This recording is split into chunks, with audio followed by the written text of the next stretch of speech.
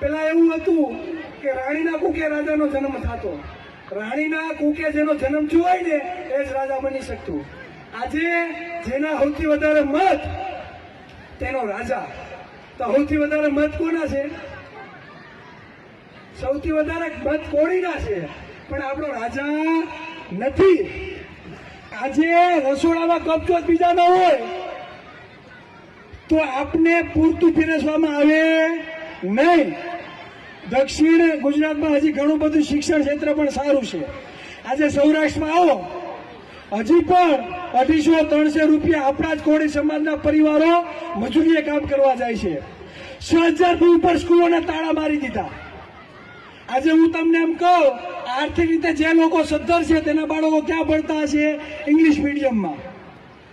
તો જે લોકો 300-400 રૂપિયા દાડીએ મજૂરી કામ કરવા જાય, એના ગામની સ્કૂલ બંધ થઈ ગઈ હોય તો એના બાળકો માટે શિક્ષણની વ્યવસ્થા કરે કે પોતાની મજૂરી માટેની વ્યવસ્થા કરે?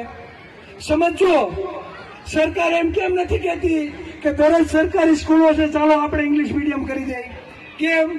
કેમ કે સરકારી સ્કૂલમાં સૌથી વધારે ભણવાવાળા દીકરા દીકરીઓ ઓબીસી સમાજના છે અને સૌથી વધારે આ કોળી સમાજના દીકરા દીકરીઓમાં ભણે છે. જો એને ખબર પડી જાય, એ ઇંગ્લિશ બોલતા શીખી જાય તો એને ખબર પડી જાય કે ખીચડી ક્યાં ગાંધીનગર રંધાય છે. શું ખબર પડી જાય? ખીચડી ગાંધીનગર રંધાય છે. તો સિંહાસન ઉપર કબજો ન કરે.